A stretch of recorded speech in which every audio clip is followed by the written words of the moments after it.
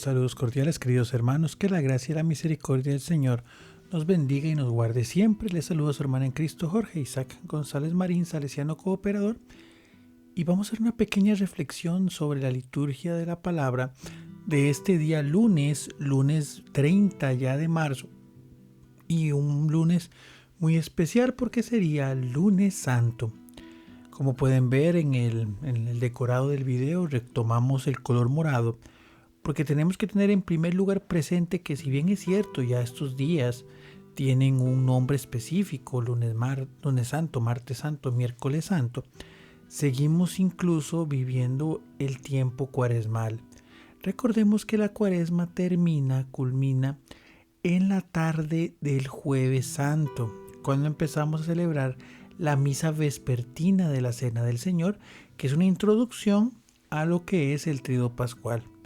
Entonces todavía estamos en cuaresma, todavía seguimos preparándonos para poder vivir los misterios. Claro está, ahora desde una perspectiva un poco más intensa, dado que estamos muy cerca justamente de celebrar todos estos acontecimientos, que en primer lugar, y el primer detalle es entender que no son acontecimientos únicamente históricos, que no es esa nostalgia del pasado, sino más bien la certeza del presente, que la obra que el Señor completó justamente en esta última semana, en esta Semana Mayor, pues se convierta en ese estímulo y en esa plenitud de esa salvación de la cual nosotros somos parte.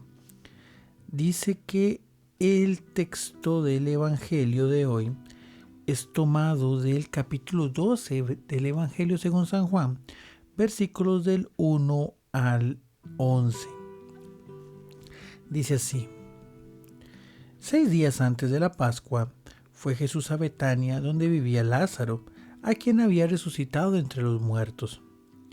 Allí le ofrecieron una cena. Marta servía y Lázaro era uno de los que estaban con él a la mesa.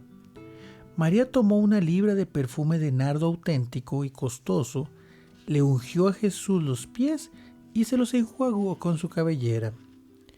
Y la casa se llenó de la fragancia del perfume. Judas Iscariote, uno de los discípulos, el que lo iba a entregar, dice: ¿por qué no se ha vendido ese perfume por 300 denarios para dárselo a los pobres? Esto lo dijo no porque le importaran los pobres, sino porque era un ladrón y como tenía la bolsa se llevaba de lo que iban echando. Jesús dijo: déjala. Lo tenía guardado para el día de mi sepultura, porque a los pobres los tenéis siempre con vosotros, pero a mí no siempre me tenéis. Una muchedumbre de judíos se enteró que estaba allí y fueron no solo por Jesús, sino también para ver a Lázaro, al que había resucitado entre los muertos. Los sumos sacerdotes decidieron matar también a Lázaro, porque muchos judíos por su causa se les iban y creían en Jesús. Palabra del Señor. Gloria a ti, Señor Jesús. Por las palabras del Santo Evangelio sean perdonados nuestros pecados. Muy bien, queridos hermanos, si nosotros nos detenemos a ver esto, si hablamos de cronología, por decirlo de alguna manera, este relato es el día anterior a la entrada triunfal de Jesús a Jerusalén, porque habla justamente de que eran 6 días antes de la Pascua. Ahora, es muy interesante, algunos biblistas hablan del término de la Pascua, en este caso Juan lo enfoca no en la fiesta propiamente judaica, porque si lo hemos reflexionado en otros temas, si hay algo que Juan le pone un énfasis muy importante, eran los acontecimientos o las cosas que Jesús hacía durante las fiestas del pueblo judaico, del pueblo judío, como lo vimos en su momento con la fiesta de los tabernáculos o con la fiesta propiamente también de lo que era la fiesta de los tabernáculos o también la fiesta de las cosechas. Entonces Jesús, y obviamente y de manera particular el tema de la Pascua, Jesús en las celebraciones pues tiene un papel preponderante, pero Juan utiliza el término Pascua no para referirse a esa Pascua que iba a celebrar Jesús a Jerusalén, producto y propiamente de su condición como judío practicante, sino más bien aquella Pascua eterna, aquella Pascua nueva, aquella Pascua que pues se convertiría en la que daría la nueva ley. Y bueno, dice que 6 días antes de la Pascua, Jesús va a un lugar seguro, que es el lugar de los amigos.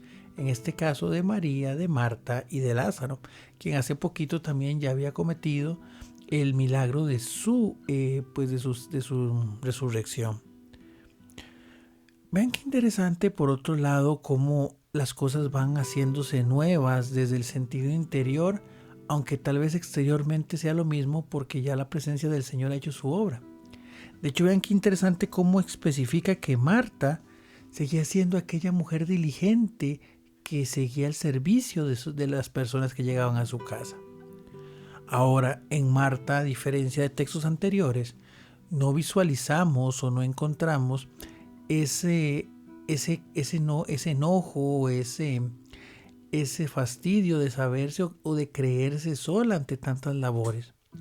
Esto también, desde mi perspectiva, desde mi reflexión, me recuerda el sentido de la Cuaresma.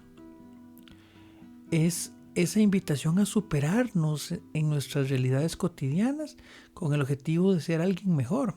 Marta lo consigue. Marta deja el carácter belicoso, deja justamente el señalamiento y se dedica a servir con la convicción de saber a quién tenía dentro, quién estaba en su casa. En este caso también nosotros, quién está en la casa de nuestro corazón, que es justamente Jesús. Y dice que bueno, María, la otra hermana de Lázaro y Marta, pues utiliza un perfume de nardo muy fino y enjuaga los pies de Jesús. Se dice que este sentido de este embalsamamiento, pues de una manera, o esta unción con aceite, era muy propio de la manera de cómo iban a ser sepultados las personas según la comunidad judía.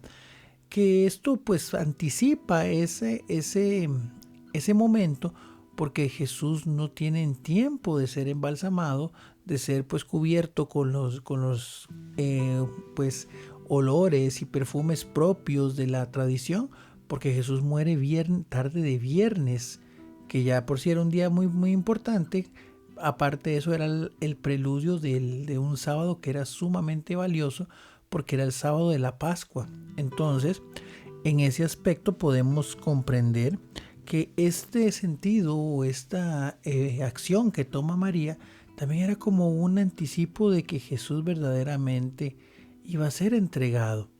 De hecho, recordemos que dentro de los regalos de los magos de Oriente estaba la mirra, que también no desproveía a Jesús de esa llamada, de esa misión a redimirnos a cada uno de nosotros. Pero unido a eso, únicamente el elemento que quiero rescatar de la unción no va más en el enfoque de esta parte pues litúrgica o reflexiva en torno al sacrificio de Cristo, sino más bien al efecto de las acciones que hacemos para Cristo. Dice que María pues brota a los pies de Jesús su perfume, su aceite, y dice que toda la casa se llena del olor. Cuando nosotros hacemos algo para Dios, cuando nosotros nos decidimos a actuar en función de aquel llamado que hemos recibido, es claro que esas acciones hablan. Es claro que a veces no es necesario ni siquiera dirigir algún tipo de palabra, sino que la amabilidad, el servicio, la oración, cada uno de esos gestos, cuando son verdaderamente enfocados en ese amor horizontal de los hermanos que encuentra su fuerza en la vertical de Jesús, lo veremos a profundidad en el sacrificio de la cruz. Lo cierto de todo esto es que, bueno, el tema fundamental es que la obra del cristiano debe dejar su olor, debe dejar su esencia. Y por otro lado, no podemos tampoco evitar entender que esa forma de servir, esa forma de vivir para Cristo, generará molestias en aquellos que no entienden. O en aquellos que incluso a veces dentro del grupo de la iglesia, dentro del grupo de la fe, dentro de un ministerio y demás, aún así no comprenden porque su corazón está en ese caso herido.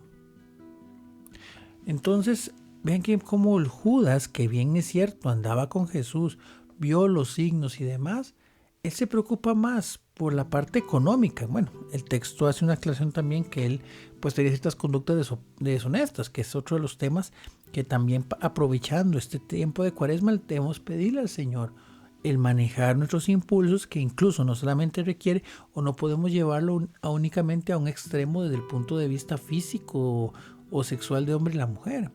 Las pasiones en el sentido teológico y propio de la materia conllevan a esas debilidades, a esas inclinaciones que incluso llegan al nivel de que no somos capaces ni siquiera de controlarlas, sino que nos controlan a nosotros.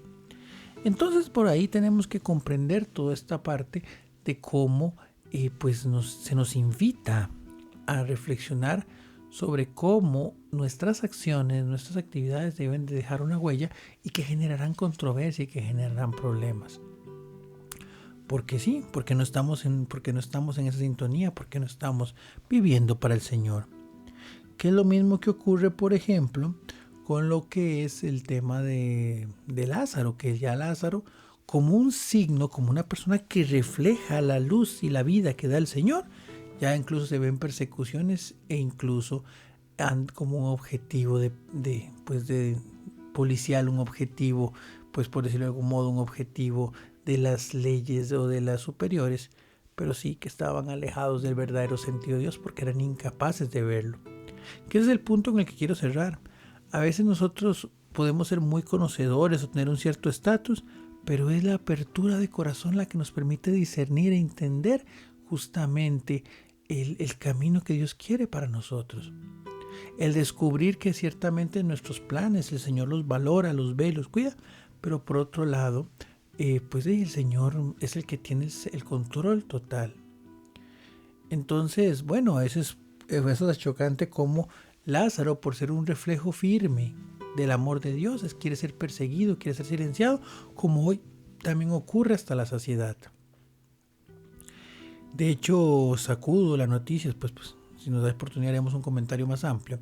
Salía una noticia de Europa de un equipo, el Estrella Roja de Belgrado, que hacía un mosaico, esos muy normales que se ven en el fútbol soccer, un mosaico que era prácticamente un icono de Jesús. Precioso, se veía hermoso. ¿Y qué ocurre? Llega la FIFA y suspende y hace una multa económica por ese tifo, como se llama también popularmente. Es irónico y es claro cómo la fe va a seguir siendo señalada y atacada.